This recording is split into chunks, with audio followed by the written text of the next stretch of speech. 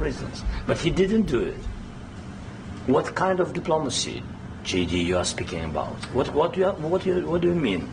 I'm talking about the kind of diplomacy that's going to end the destruction of your country. Yes, but if you Mr. President, with respect, I think it's disrespectful for you to come into the Oval Office and try to litigate this in front of the American media. Right now, you guys are going around and forcing conscripts to the front lines because you have manpower problems. You should be thanking the President for trying to bring an end to this conflict. Have you ever been to Ukraine? That you say what problems we have?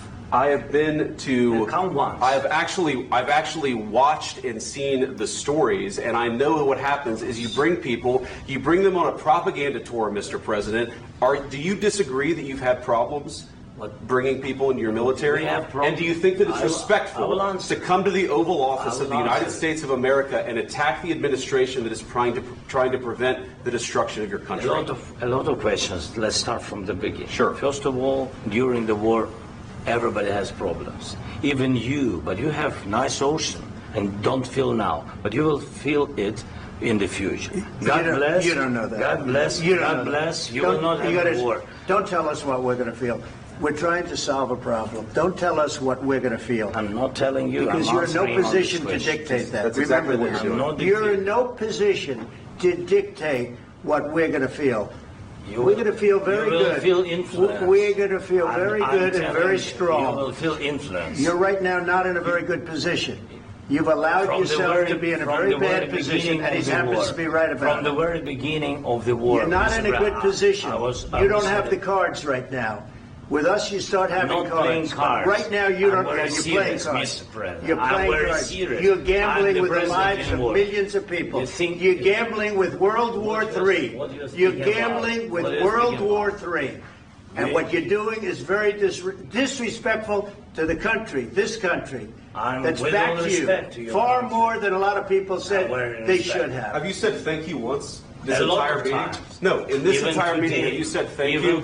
You went to Pennsylvania and campaigned for the opposition in October. Offer some words of appreciation for the United States of America and the president who's trying to save your country.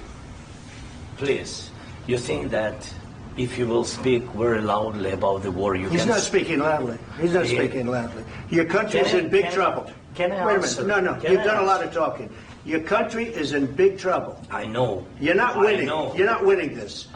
You have a damn good chance of coming out okay because of us. Mr. President, we are staying in our country, staying strong from the very beginning of the war. We've been alone, and we are thankful. I said thanks you haven't in been this alone. cabinet. You haven't been alone. In this cabinet. We gave you, through this stupid president, $350 billion. We gave you military equipment, and you men are brave, but they had to use our military. If you didn't have our military equipment, this war would have been over in 2 weeks. In 3 days. I heard it from Putin. In 3 days. This is something maybe new. Less. In 2 weeks. Of course, yes. It's going to be a very hard thing to do business like this. I tell you. Just say thank you. I said a lot of times to American people. Except that there are disagreements, and let's go litigate those disagreements rather than trying to fight it out in the American media when you're wrong. We know that you're wrong. But American people to see what's going on. I understand, sir. I think so long. You have to be thankful. You don't have the cards. You're buried there. Your people are dying. You're running low on soldiers. Listen, you're running low on soldiers.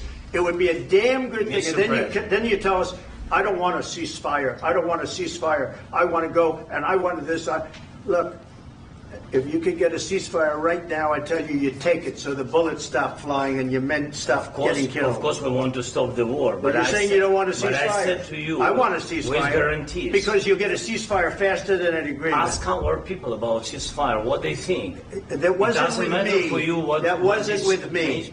That was with a guy named Biden, who was not a smart person. That was with Obama. It was your president. Excuse me. That was with Obama, who gave you sheets, and I gave you javelins. Yes. I gave you the javelins to take out all those tanks.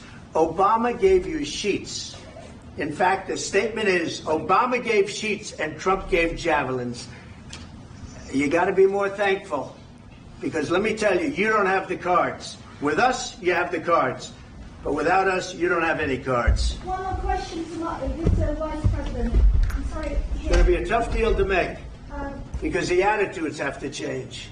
what if Russia breaks ceasefire? What if Russia breaks peace talks? What do we do then? I understand that it's a heated conversation right now. What are you saying?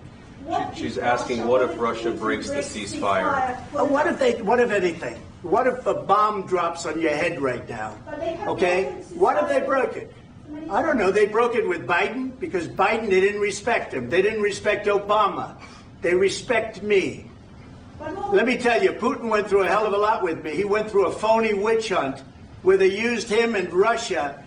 Russia. You ever hear of that deal? That was a phony Hunter Biden, Joe Biden scam. Hillary Clinton, Shifty Adam Schiff. It was a Democrat scam. And he had to go through that. And he did go through it. We didn't end up in a war. And he went through it. He was accused of all that stuff. He had nothing to do with it. It came out of Hunter Biden's bathroom. It came out of Hunter Biden's bedroom. It was disgusting. And then they said, oh, the laptop from hell was made by Russia. The 51 agents. The whole thing was a scam. And he had to put up with that. He was being accused of all that stuff. All I can say is this.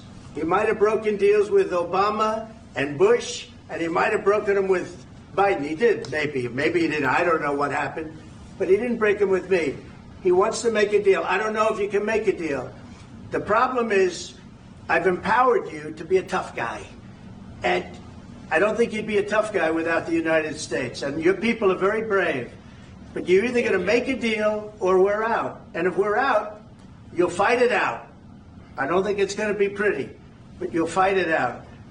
But you don't have the cards. But once we sign that deal, you're in a much better position.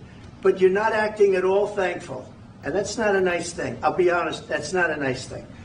All right, I think we've seen enough. What do you think? Huh? This is going to be great television, I will say that. All right. We'll see what we can do about putting it together. Thanks.